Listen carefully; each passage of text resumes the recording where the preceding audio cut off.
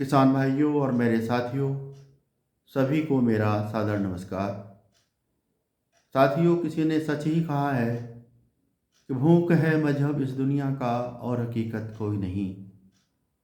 साथियों, हमारे इस दुनिया में आने के बाद हमारी सबसे पहली ज़रूरत भूख है, और जब तक हम इस दुनिया में रहते हैं तब तक हमारी सबसे पहली ज़रूरत भूख ही बनी रहती है। हमारी भूख का ताल्लुक भोजन से है, भोजन का ताल्लुक खेती से है, और खेती का ताल्लुक प्रकृति से है।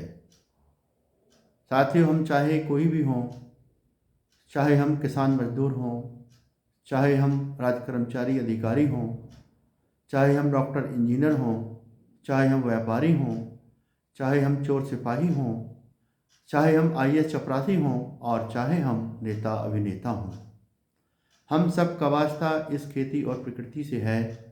और हम सब का वास्ता इस खेती और प्रकृति से इसलिए है क्योंकि हमारे सुबह को बिस्तर से उठने के बाद और शाम को बिस्तर पर सोने के लिए जाने तक हमें जिन चीज़ों की ज़रूरत पड़ती है, वह सब चीज़ें परोक्ष या परोक्ष रूप से हमें खेती और प्रकृति से ही मिलती हैं। हमें हर रोज़ जिंदा रहने के लिए दिन में 2 बार शुद्ध भोजन की ज़रूरत पड़ती है, 10 से 12 बार पीने के लिए शुद्ध पानी की ज़रूरत पड़ती है, और करीब करीब 21,000 बार सांस लेने के लिए शुद्ध हवा ऑक्सीजन की ज़रूरत पड़ती है। ये शुद्ध भोजन, शुद्ध हवा और शुद्ध पानी हमें कहाँ से मिलता है, इसकी जानकारी के लिए मैं आपको बता दूं। ये शुद्ध भोजन हमें धरती माँ के प्रकोप से मिलता है, ये शुद्ध पानी हमें वर्षा से या जलाशयों से मिलता है, और ये शुद्ध हवा ऑक्सीजन हमें पेड़ों से मिलती है। साथियों, अगर हमारी धरती माँ की कोख उर्वर बनी रहे, धरती के कुल भूभाग के लगभग 25% भूभाग पर वन आच्छादित रहें, यानी कि पेड़ मौजूद रहें, धरती के कुल भूभाग के लगभग 5% भूभाग पर गहरे जलाशय तालाब मौजूद रहें, और उन गहरे जलाशय तालाबों में निर्मल जल भरा रहे, साथ ही जल में रहने वाले जलचर, थल में रहने वाले थलचर और नभ में विचरण करने वाले नभचर मौजूद रहें, बरकरार रहें, तो भविष्य में हमें और हमारी औलादों को इस धरती पर शुद्ध भोजन, शुद्ध हवा, शुद्ध पानी निरंतर मिलता रहेगा, और हम शारीरिक और मानसिक रूप से स्वस्थ रहेंगे, साथ ही इस धरती पर खुशी के साथ जी सकेंगे। लेकिन यह सब काम तभी संभव है जब हम प्राकृतिक संसाधनों का संरक्षण और जैव विविधता का संवर्धन निरंतर करते रहें, यानी कि प्रकृति के वैभव को बरकरार रखें, धरती माँ के अस्तित्व को बरकरार रखें। और प्राकृतिक संसाधनों का संरक्षण, जैव विविधता का संवर्धन, यानी कि प्रकृति का वैभव तभी बरकरार रह सकता है जब हम रसायन आधारित खेती से अपना ध्यान हटाकर प्राकृतिक खेती करने की तरफ ध्यान दें।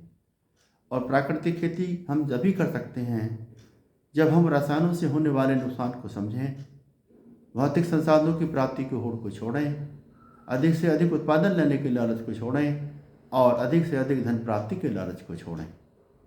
प्राकृतिक खेती करने के लिए हमें चाहिए कि हम अपने खेतों की मोटी मोटी मेड़ बनाएं, ताकि वर्षा का जल हमारे खेत से बाहर न जाने पाए और हमारी धरती माँ की कोख कभी प्यासी न रहे।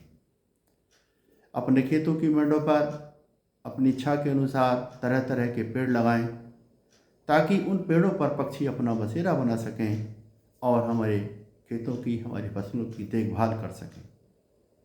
हमें चाहिए कि हम खेती करने के साथ साथ पशुपालन अवश्य करें। अपने खेतों में गोबर की खाद, हरी खाद, कंपोस्ट खाद, जैविक खादों का प्रयोग करें। अपने खेतों में सूक्ष्म जीवों की संख्या को बढ़ाने के लिए जीवामृत या घन जीवामृत का अवश्य प्रयोग करें।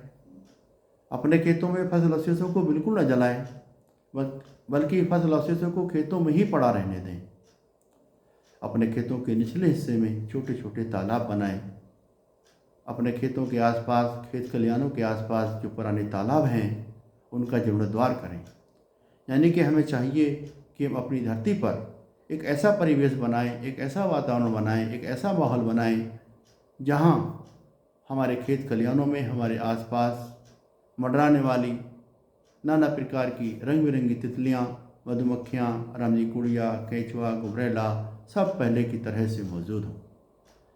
हमें चाहिए कि हम अपने खेतों की मिट्टी की सेहत को ध्यान में रखते हुए, अपने परिवार के सदस्यों की सेहत को ध्यान में रखते हुए, अपने परिवार की आवश्यकताओं को ध्यान में रखते हुए, अपने पशुओं की सेहत को ध्यान में रखते हुए, पर्यावरण स्वास्थ्य को ध्यान में रखते हुए, मोटे अनाज वाली फसलों को फसल चक्र में सम्मिलित करते हुए फसल चक्र अपनाकर परंपरागत तरीके से, प्राकृतिक तरीके से खेती करें। तभी हम इस धरती पर खुशी के साथ जी सकते हैं और तभी हमें इस धरती पर शुद्ध भोजन, शुद्ध हवा, शुद्ध पानी और शुद्ध पर्यावरण मिल सकता है। अगर हम ऐसा नहीं करते हैं तो फिर जैसा हम करेंगे वैसा हम भरेंगे। साथियों, आपने मेरी बात सुनी। अगर आपको मेरी बात अच्छी लगे तो आप हमारी इस वीडियो को अपने दोस्तों में, साथियों में, किसान भाइयों में शेयर कर दें। साथ ही हमारे खेती और प्रकृति हब के चैनल को सब्सक्राइब कर लें ताकि हमारी आगे आने वाली वीडियो आपके पास आसानी से पहुंचती रहें। मेरी वीडियो सुनने के लिए आप सभी का बहुत बहुत धन्यवाद।